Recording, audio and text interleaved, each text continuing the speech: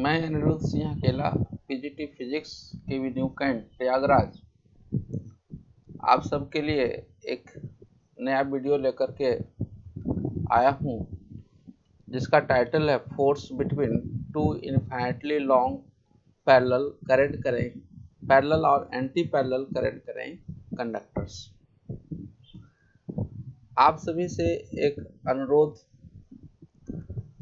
और सलाह भी है कि वीडियो को अंत तक देखें, तभी आप इस वीडियो में जो मैटर डिस्कस किया गया है आप लोगों को समझ में आ पाएगा। तो चलिए हम स्टार्ट करते हैं। एक्सप्रेशन हम लोग यहाँ पर फाइंड करेंगे force between two infinitely long parallel और anti parallel current current conductors के लिए। तो यहाँ पर देखिए एक डायग्राम रिप्रेजेंट किया गया है, इस डायग्राम को समझने का प्रयास करें।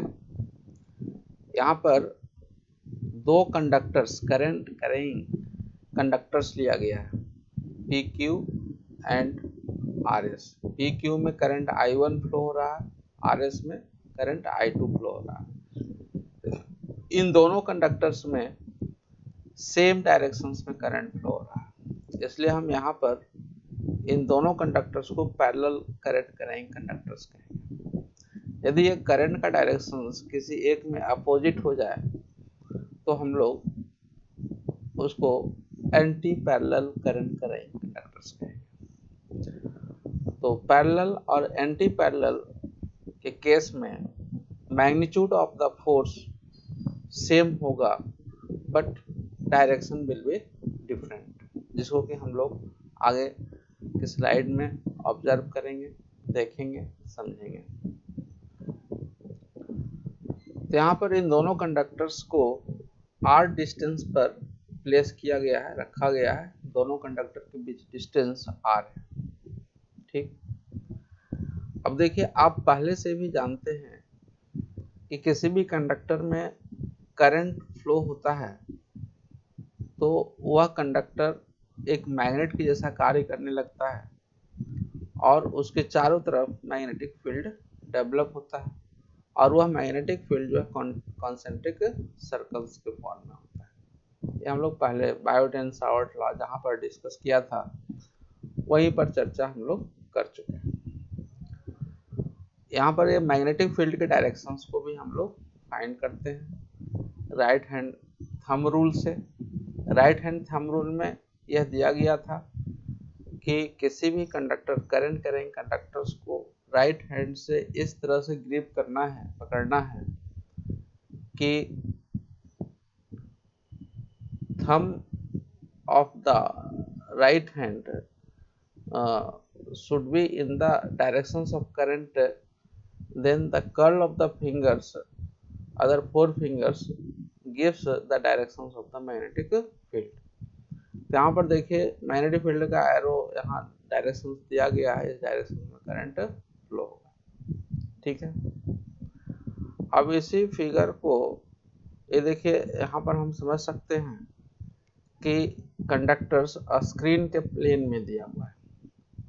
तो यह मैग्नेटिक फील्ड का डायरेक्शन जिस प्लेन में होगा that plane is perpendicular to the plane of the screen, यानी प्लेन ऑफ द स्क्रीन और plane of this magnetic field ये दोनों आपस में परपेंडिकुलर। अब यह देखिए, इसी magnetic field conductor I1 that is PQ से r डिस्टेंस पर जो मैग्नेटिक फील्ड सर्कुलर पाथ जो होगा वो उसको यहाँ पर दूसरे फिगर्स में रिप्रेजेंट किया गया है। इसके प्लेन को समझने के लिए इसके प्लेन को चेंज कर दिया गया। आप यहाँ पर इसी फिगर को यहाँ पर दूसरे प्लेन में रिप्रेजेंट किया गया है। यहाँ पर क्या रिप्रेजेंट किया गया है कि यह जो आपका फुल डॉट जो दिख रहा है वह डॉट वहाँ से कंडक्टर पास हो रहा है perpendicular outward to the plane of the screen. Screen के परपेंडिकुलर आउटवर्ड डायरेक्शंस में ये जो करंट करेंट कंडक्टर है, करंट वह पास हो रहा है, ठीक है। तो ये जो मैग्नेटिक फील्ड जो सर्कुलर पाथ में यहाँ पर दिखाया गया है, उस मैग्नेटिक फील्ड का plane in the plane of the screen हो जाएगा। ठीक है, यानी इस फिगर को यहाँ पर 90 डिग्री से रोटेट कर दिया गया है। ये जो कंडक्टर्स आपका ये perpendicular in the plane of the screen दिखाया गया है, जो कि यहाँ पर perpendicular to the plane of the screen हो गया। ठीक है, अब ये जो दूसरा जो डॉट यहाँ दिखाया गया, इस डॉट से दूसरा कंडक्टर पास हो रहा है perpendicular to outward to the screen. ठीक है, तो अब देखिए यह मैग्नेटिक फील्ड जो कि दूसरा conductor R S that is I2 से पास हो रहा है। ठीक है, इस पॉइंट पर मैग्नेटिक फील्ड का जो डायरेक्शन होगा वो आपको बताया गया था कि किसी भी पॉइंट पर जो मैग्नेटिक फील्ड का डायरेक्शन होगा towards the tangent of this circular magnetic field. ठीक है, इस पॉइंट पर ये मैग्नेटिक फील्ड ये B1 इस डायरेक्शन में होगा। ठीक है, तो ये दोनों के बीच का डिस्टेंस जो है ये R दिया गया है। अब देखिए यहाँ पर इस प्लेस पर दूसरा करंट कैरिंग कंडक्टर है। अब इस कंडक्टर के कारण यानी I1 कंडक्टर के कारण इस पॉइंट पर मैग्नेटिक फील्ड डेवलप हो रहा है और इस पॉइंट से एक दूसरा करंट कैरिंग कंडक्टर पास हो रहा है। ठीक है, यह current carrying conductor that is RS experiences a force that is denoted by here F2 और इस F2 की वैल्यू F21 भी कर सकते हैं। F21 represents the force experienced by the conductor I2 due to current I1। ठीक है, तो आगे हम लोग स्लाइड में फाइंड करते हैं कि दोनों के बीच फोर्स क्या होगा, फोर्स का मैग्नीट्यूड क्या होगा और इसका डायरेक्शंस क्या होगा। ये हम लोगों का आज फाइंड करने का टॉपिक्स। तो चलिए हम लोग फाइंड करते हैं। देखिए उसी डायग्राम्स को यहाँ अगेन आप रिव्यू करिए। देखिए यह PQ कंडक्टर लिया गया जिसमें I1 करंट पास हो रहा है, दूसरा RS कंडक्टर लिया गया I2 करंट पास हो रहा है, दोनों के बीच का डिस्टेंस R गिवन है। अब देखिए यह B1, यहाँ पर यह B1 रिप्रेजेंट किया गया। B1 क्या है? B1 is the magnetic field produced due to the current carrying conductor PQ। और इस पॉइंट पर इस कंडीशन दिया हुआ था, राइट हैंड थंब रूल से हम लोग फाइंड करें डायरेक्शन। तो यहाँ पर ये मैग्नेटिक फील्ड यदि ये दोनों कंडक्टर को स्क्रीन के प्लेन में कंसीडर किया जाए, तो यह यहाँ पर जो मैग्नेटिक फील्ड इसके कारण जो प्रोड्यूस होगा वह इस कंडक्टर के perpendicular inside the plane of the screen होगा। ठीक है, यानी यहाँ पर B1 का जो डायरेक्शन होगा और यह I2 जो होगा, इन दोनों के बीच एंगल 90 डिग्री होगा। यानी यहाँ पर इस B1 के कारण, ये देखिए B1 प्रोड्यूस हो रहा है PQ के कारण, और इस B1 के कारण यह I2 यानी RS कंडक्टर फोर्स एक्सपीरियंस करेगा। जैसा कि पहले ही अभी हम लोग पहले के वीडियो में देखे थे कि किसी current carrying conductor experiences a force placed in a magnetic field. ठीक है, तो यह RS कितना फोर्स एक्सपीरियंस करेगा और किस डायरेक्शन में करेगा। तो फ्लेमिंग लेफ्ट हैंड रूल से हम लोग डायरेक्शन फाइंड करेंगे और हम लोग जो फार्मूला भी IL क्रॉस ऑफ B जो फार्मूला दिया गया था, उस फार्मूला से यहाँ पर हम लोग फोर्स फाइंड करेंगे। ठीक है, तो सबसे पहले देखें कि B1 की वैल्यू कितना होगा। This B1 is the magnetic field produced due to this conductor PQ। तो ये फार्मूला भी हम लोग बायोट-सावर्ट लॉ के एप्लीकेशन में ही हम लोग स्टडी कर चुके थे कि this magnetic field B1 is equals to mu naught I upon 2 pi r. ये देखिए B1 जो फील्ड प्रोड्यूस हो रहा है वह I1 के कारण हो रहा है।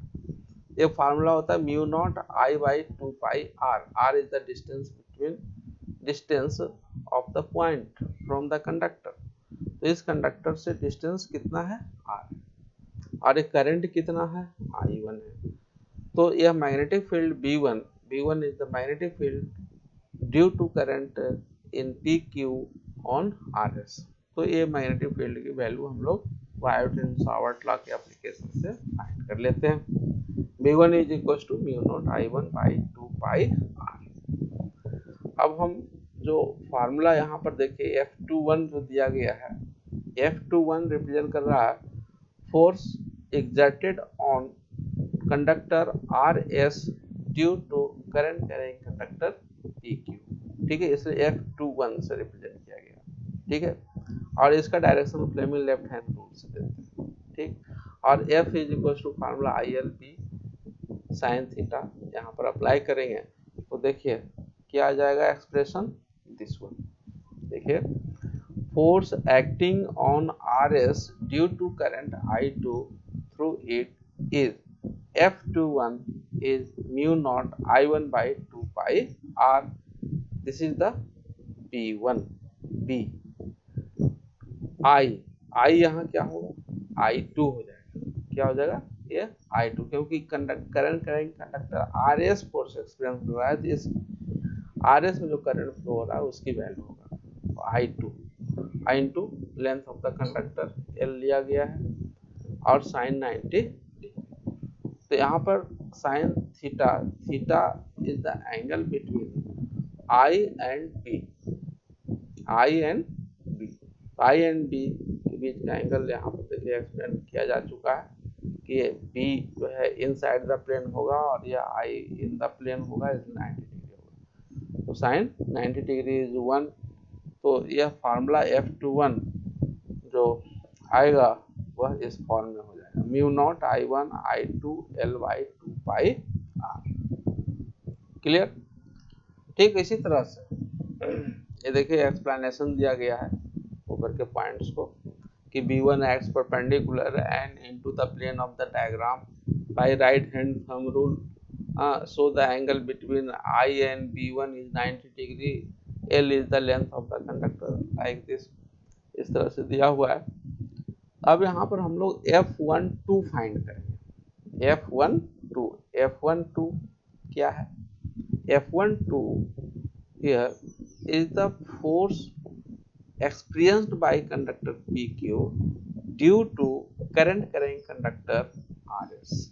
अब देखिए इस RS के कारण इस R डिस्टेंस पर इस B2 इस पॉइंट पर क्या मैग्नेटिक फील्ड है, that is B2 is the magnetic field due to RS। और चूंकि यह B2 पॉइंट ये पॉइंट जो है PQ पर है, इसलिए हम कह सकते हैं कि मैग्नेटिक फील्ड ऑन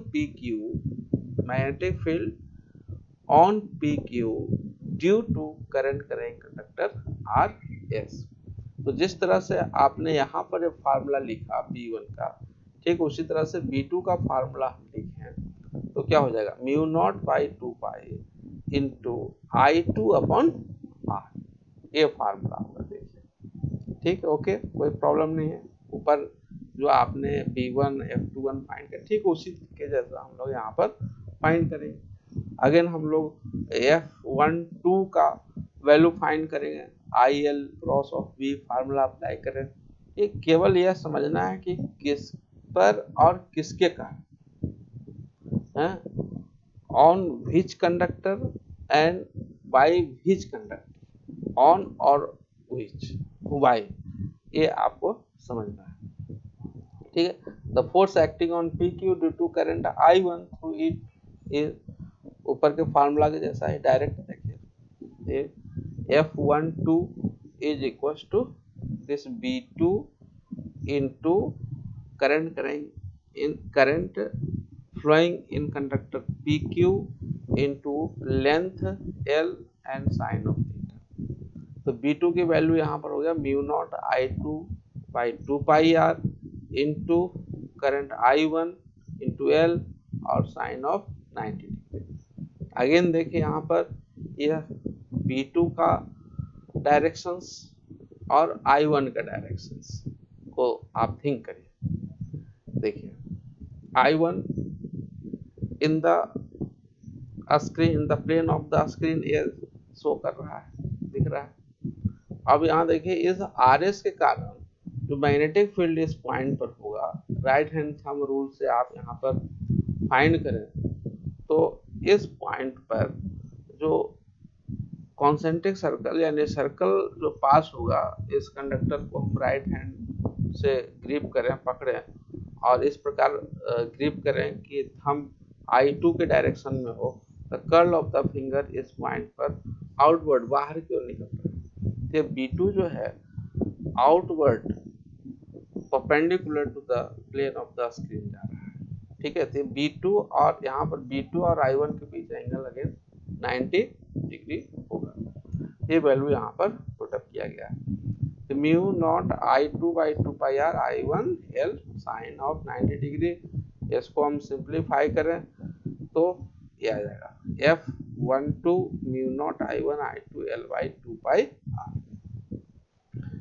यहाँ पर इस एक्सप्रेशन को, इस फार्मूला को, इक्वेशन को F12 और F21 को यदि आप कंपेयर करें, देखें तो राइट हैंड साइड में दोनों इक्वेशन में सेम वैल्यू आ रहा है, mu naught I1 I2 L by 2 pi r, mu naught I1 I2 L by 2 pi r, दोनों का मैग्नीट्यूड सेम हो गया। बट डायरेक्शंस यहाँ पर देखिए अगेन F12 हम फ्लेमिंग लेफ्ट हैंड रूल से फाइंड करेंगे तो ये डायरेक्शंस प्राप्त होगा। तो ये दोनों फोर्स F12 और F21 acts towards each other, एक दूसरे की ओर एक्ट हो रहा है, इसलिए यहाँ पर जो फोर्स F12 F21 जो आ रहा है वो अट्रैक्टिव फोर्स बन रहा है, ठीक है। तो यह दोनों F1, ठीक है, वही चीज। अब यहाँ पर देखिए एक नया चीज यहाँ दिया जा रहा है, क्या, force per unit length of the conductor, force per unit length. यहाँ पर देखिए ये कंसीडर किया गया F is equal to this one, तो L की क्रॉस मल्टीप्लाई यहाँ किया जाए तो F अपॉन L आएगा, F upon L is equal to mu naught I1 I2 by 2 pi R। यहाँ पर थोड़ा कट रहा है, mu naught I1 I2 by 2 pi R, और यदि हम इसकी यूनिट दें तो न्यूटन पर मीटर। तो ये एक इम्पॉर्टेंट फार्मूला यहाँ निकल करके आया है फोर्स पर यूनिट लेंथ के लिए, या हम सिंपली फोर्स की बात करें तो ये फार्मूला हो गया, ठीक है। तो यह एक इम्पॉर्टेंट फार्मूला है, इसे याद रखना है। यहाँ पर न्यूमेरिकल क्वेश्चंस भी इस पर बेस्ड होते हैं, आते हैं CBSE में।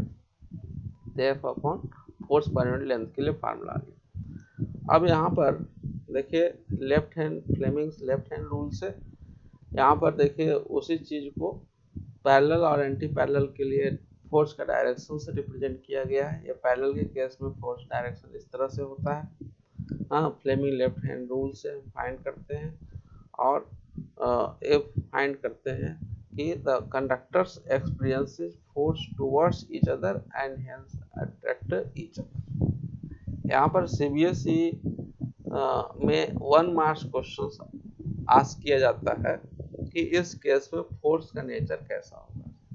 पैरेलल करंट कंडक्टर में जो फोर्स एक दूसरे पर एक्ट होता है उसका नेचर क्या होगा, तो नेचर क्या होगा, अट्रैक्टिव, ठीक।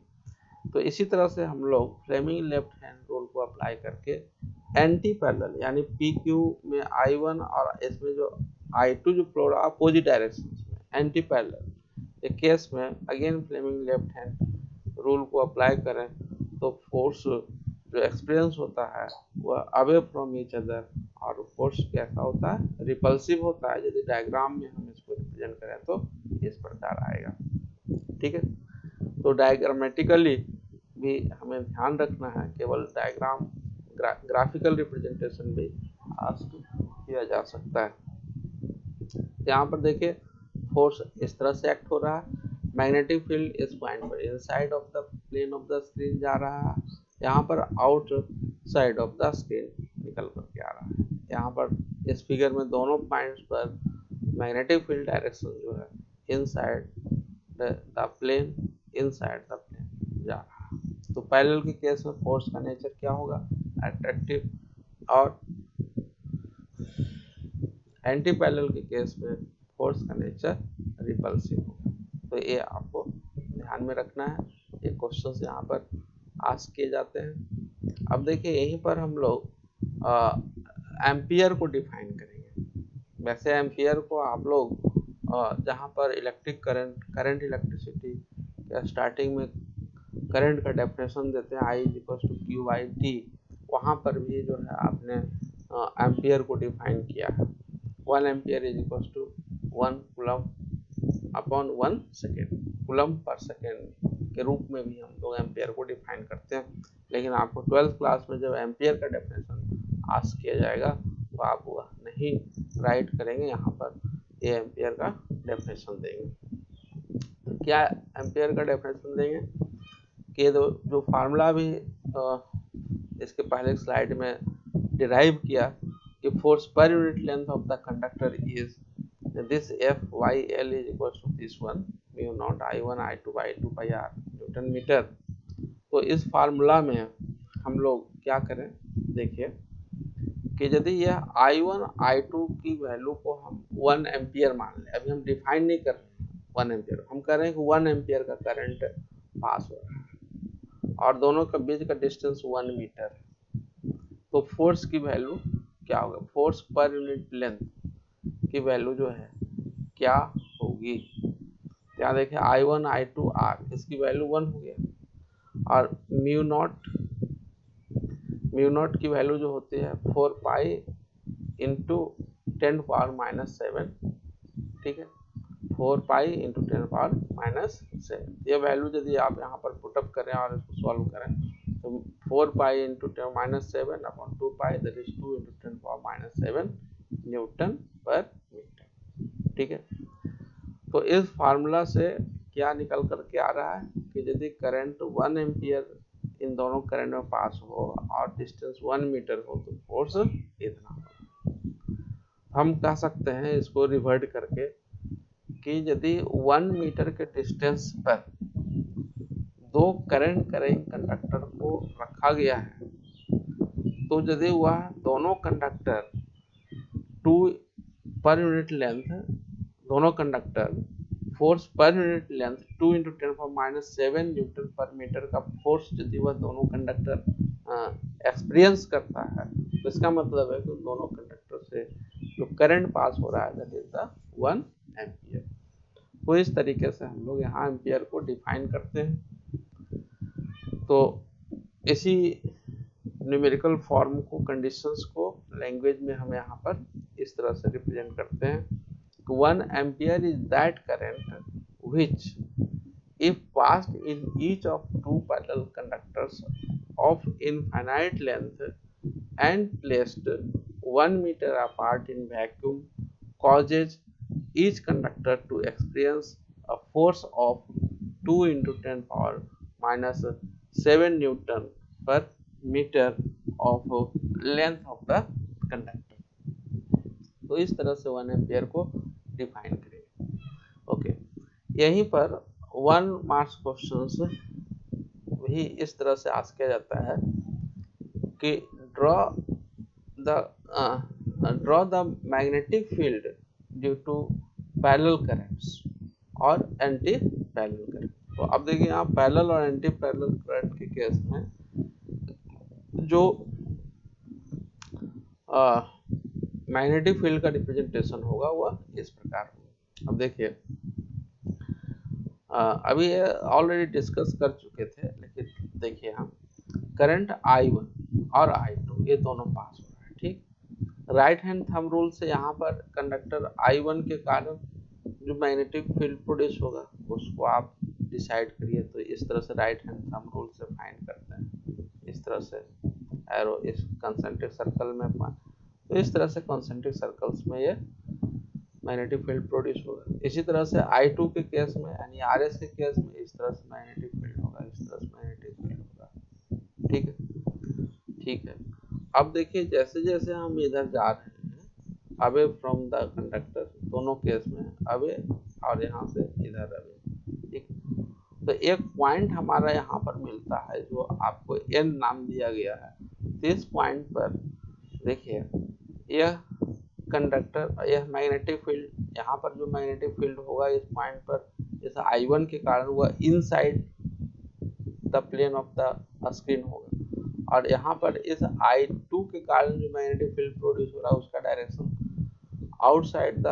Outside normal to the plane of the screen होगा, ठीक है। I1 के कारण magnetic field inside perpendicular to the plane of the screen, और यहाँ पर जो होगा वह इसके I2 के कारण इस एन पॉइंट पर वह outside plane of the perpendicular of the screen.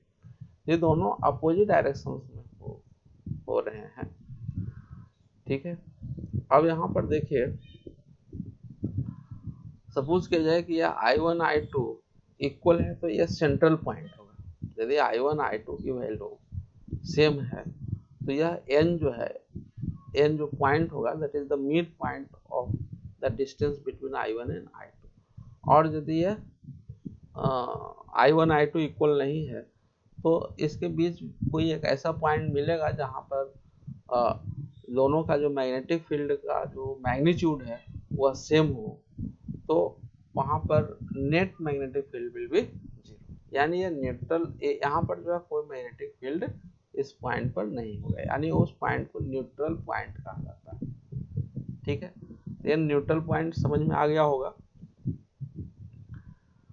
तो यह पॉइंट न्यूट्रल पॉइंट n कहाँ हो सकता है, जहाँ पर कि मैग्नेटिक फील्ड, दोनों मैग्नेटिक फील्ड का मैग्नीट्यूड सेम हो और अपोजिट डायरेक्शंस में।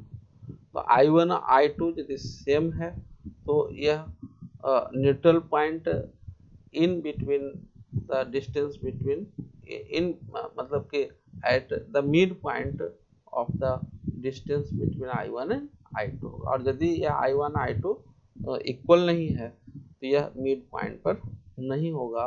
ये डिपेंड करेगा I1 और I2 की वैल्यू पर, थोड़ा इधर उधर दोनों के बीच शिफ्टिंग होगा, ठीक है। और जब ये हो जाएगा अपोजिट तो यहाँ पर कोई फील्ड नहीं होगा, और ये जो कॉन्सेंट्रिक सर्कल जो है वह ये फॉर्म ले लेगा, ठीक है। ये इस तरह से सर्कुलर फॉर्म, ये इस तरह से मैग्नेटिक फील्ड जाएगा, ठीक है। तो ये ग्राफिकल रिप्रेजेंटेशन करना है। यदि क्वेश्चन आता है कि give the graphical representation of magnetic field due to the parallel current carrying conductors, ठीक है। और एंटी पैरेलल करंट कंडक्टर्स के केस में आपका जो मैग्नेटिक फील्ड लाइंस जो होगा वह इस प्रकार रिप्रेजेंट करेंगे। तो ठीक उसी तरह से यहाँ पर कॉन्सेप्ट समझ सकते हैं। राइट हैंड थंब रूल से मैग्नेटिक फील्ड लेंगे, फील्ड लाइंस लेंगे दोनों के कारण। तो अब यहाँ पर देखिए इस जो स्ट्रेट लाइन जो रिप्रेजेंट किया गया है, इस पॉइंट पर आप थिंक करिए राइट हैंड थंब रूल को अप्लाई करिए, ठीक है। अब देखिए I1 के कारण जो जा रहा है वह देखिए ये जो कॉन्सेंट्रिक सर्कल का जो प्लेन बनेगा यहाँ पर जैसा कि दिखाया गया है, वह क्या होगा, plane of this concentric circle is perpendicular to the current carrying conductor I1। यानी यहाँ पर जो इसको यदि हम देखें तो इस पॉइंट पर magnetic field inside the plane, इस पॉइंट पर जहाँ पर की कर्सर यहाँ दिया है, पॉइंटर एरो दिया गया है, this will be inside perpendicular to the plane of the screen, ठीक है। अब देखिए यहाँ पर ये भी देखिए, जैसे I2 के कारण यहाँ पर भी वही कंडीशन आ रहा है, inside perpendicular to the plane. तो दोनों जो है सेम डायरेक्शंस में आ रहा है, यानी यहाँ पर जो इस पॉइंट पर यदि देखें, इस पॉइंट पर दोनों करंट कैरिंग कंडक्टर के कारण मैग्नेटिक फील्ड का डायरेक्शन सेम हो रहा है, यानी इस पॉइंट पर मैग्नेटिक फील्ड क्या हो रहा है, एडअप हो रहा है, सेम डायरेक्शन में होने के कारण जो है एडअप होगा। तो इस पॉइंट पर ग्रेटेस्ट मैग्नेटिक फील्ड होगा, स्ट्रॉन्ग मैग्नेटिक फील्ड हो जाएगा, डबल मैग्नेटिक फील्ड हो जाएगा, ठीक है, और ये स्ट्रेट लाइन से दिखाया गया है। ठीक, तो इस केस में इन दोनों के बीच कोई भी ऐसा पॉइंट नहीं मिलेगा जहां पर कि वह न्यूट्रल पॉइंट्स होगा। तो इस केस में न्यूट्रल पॉइंट्स कहाँ पर होगा, इन दोनों के बीच में होगा। और इस केस में यदि न्यूट्रल पॉइंट्स की बात किया जाए तो न्यूट्रल पॉइंट्स इन दोनों के बीच में नहीं होगा, यह आउटसाइड दिस और आउटसाइड दिस, इधर कहीं पर होगा न्यूट्रल पॉइंट, या इस साइड न्यूट्रल पॉइंट होगा, क्योंकि इधर ही जो है आपका जो मैग्नेटिक फील्ड लाइंस का जो डायरेक्शन है वह किसी पॉइंट पर अपोजिट डायरेक्शन में हो सकता है। तो इस तरीके से हम लोगों को डिसाइड करके मैग्नेटिक फील्ड लाइंस को ड्रॉ करना, ये भी एक नंबर के क्वेश्चंस में सीबीएसई के द्वारा पूछे जा सकते हैं, आस्क किए जा सकते हैं क्वेश्चंस। ठीक, तो अब देखिए टॉपिक यहीं पर एंड हो रहा है। एक हम न्यूमेरिकल क्वेश्चंस आपको यहाँ पर डिस्कस कर रहे हैं। क्वेश्चंस इस प्रकार है, जल्दी से देखें। The horizontal component of the earth magnetic field का horizontal component at a certain place is this tesla. ठीक है, magnetic field B is equal to this tesla and the direction of field is from the geographic south to geographic north, south to north जा रहा है। ठीक, a very long straight conductor is carrying a steady current of 1 ampere. Okay, what is the force per unit length on it when it is placed on a horizontal table and the direction of the current is, दो case यहाँ दिया गया है। One, यदि current करें conductor को east to waste रखा जाए, यानी करंट ईस्ट टू वेस्ट जा रहा है, तब उस कंडक्टर पर कितना फोर्स एक्ट होगा, और साउथ टू नॉर्थ डायरेक्शन में यदि करंट जा रहा है तो कितना होगा। वेरी सिंपल है। मेन इसमें जो है आपको ध्यान रखना है, फाइंड करना है, जैसे force F is equal to I L cross of B, यही फार्मूला अप्लाई होना है यहाँ पर। ठीक है, तो आई की वैल्यू यहाँ पर गिवन है 1 एम्पियर, एल बी। ठीक है, यहाँ फाइंड करना force per unit length, force per unit length, it means F upon L, ये फाइंड करना। ठीक है, तो F अपॉन एल, तो क्या हो जाएगा एफ एल, यदि हम उस फार्मूला को एफ एल क्रॉस बी को ब्रेक करें तो I L B sine of theta. देखिए यहाँ पर इस फार्मूला को देखिए, F equal to I L cross of B, ये देखिए एल स्मॉल एल है एक, एल क्रॉस बी को ब्रेक करें तो ये आएगा formula I L B sine theta, और इस एल को इधर डिनोमिनेटर करें तो एफ अपॉन एल आ जाएगा। F upon L, this gives force per unit length is equal to this one. देखिए I given है, B is given। अब sin थीटा, थीटा डिसाइड करना है कि ए फर्स्ट केस में थीटा की वैल्यू क्या होगा, सेकंड केस में थीटा की वैल्यू क्या होगा, इसी पर न्यूमेरिकल्स आपका सॉल्व हो जाएगा। तो फर्स्ट केस ईस्ट में देखिए करंट ईस्ट टू वेस्ट जा रहा है, और यहाँ पर मैग्नेटिक फील्ड का डायरेक्शन गिवन है ज्योग्राफिक साउथ टू नॉर्थ, तो साउथ टू नॉर्थ और ईस्ट टू वेस्ट। तो यहाँ पर थीटा के जो वैल्यू होगा दैट विल बी 90 डिग्री, ये दोनों जो है एक दूसरे के परपेंडिकुलर डायरेक्शन 90 डिग्री। यहाँ पर थीटा का वैल्यू पुट अप कर दीजिए, आगे 3 × 10⁻⁵ न्यूटन पर मीटर, ये फोर्स पर यूनिट लेंथ हो जाएगा। ठीक, ओके। तो अब यहाँ पर देखिए कहा जा रहा है कि this is the large value 3 × 10⁻⁵ newton per metre, और यहाँ पर देखिए ये दिया गया वैल्यू ए, इसको इससे यदि कंपेयर करें तो ये वैल्यू क्या है, बहुत ही लार्ज है। ठीक है, और ये वैल्यू क्या है, यही वैल्यू आया था अभी हम लोग एम्पियर के डेफिनेशंस को डिफाइन किया था। ठीक है, यही वैल्यू आया था, जिससे क्या है बहुत ही लार्ज। लेकिन इसके इफेक्ट को कहता है hence it is important to eliminate the effect of earth magnetic field and other strip fields while standardising the ampere. अब देखिए जहां पर एम्पियर को हम लोगों ने डिफाइन किया था अभी, तो वहां पर अर्थ मैग्नेटिक फील्ड के इफेक्ट को एलिमिनेट कर दिया था, वहां पर उसके इफेक्ट को कोई कंसिडरेशन नहीं किया गया था। लेकिन यह अर्थ के कारण भी जो मैग्नेटिक फील्ड जो हो रहा है वह बहुत बड़ा फोर्स एक्ट होता है। यदि इतना फोर्स इसके कारण यदि कंसीडर किया जाए तो एम्पियर के जो डेफिनेशन में ये जो फोर्स पर यूनिट लेंथ आया था यह डिफरेंट हो जाएगा। ठीक है, तो इसके डेफिनेशन में अर्थ मैग्नेटिक फील्ड को कंसीडर नहीं किया गया है, जो यहाँ पर कहा जा रहा है। The direction of the force is downward. अब देखिए यहाँ पर ये जो कहा गया कि the direction of the force, अब डायरेक्शन ऑफ द फोर्स यहाँ पर एफ की डायरेक्शन क्या होगा हम फाइंड कर सकते हैं, दो तरीके से कर सकते हैं। एक तो आपका ampere Fleming's left hand rule से भी फाइंड कर सकते हैं, और दूसरा जो directional property of cross product of vectors होता है उससे भी फाइंड कर सकते हैं। किसी से भी फाइंड आप करें, दोनों केस में यहाँ पर जो अप्लाई करेंगे तो डाउनवर्ड फोर्स मिलेगा। ठीक है, ओके। तो ठीक इसी तरह से बी केस में साउथ टू नॉर्थ डायरेक्शन में यदि करंट जा रहा है तब क्या हो, अब देखिए यहाँ पर करंट भी साउथ टू नॉर्थ है और मैग्नेटिक फील्ड का भी डायरेक्शन यहाँ ज्योग्राफिक साउथ टू नॉर्थ है, साउथ टू नॉर्थ है। तो south to north magnetic field भी है और करंट भी है, दोनों केस है। तो थीटा की वैल्यू यहाँ क्या हो जाएगा 0 डिग्री हो जाएगा। जब 0 होगा तो sine 0 0, so F by L is 0।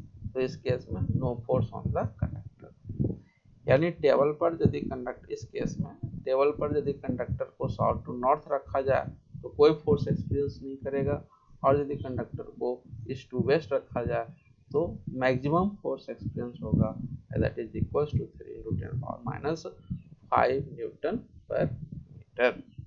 Okay, एक असाइनमेंट क्वेश्चन दिया गया है, इसको आप सॉल्व करेंगे। ये इसी फार्मूला पर बेस्ड है। Wire AB is carrying a steady current of 12 ampere and is lying on the table. Another wire CT carrying 5 ampere is held directly above AB at a height of 1 millimeter. Find the mass per unit length of the wire CD so that it remains suspended at its position when left free.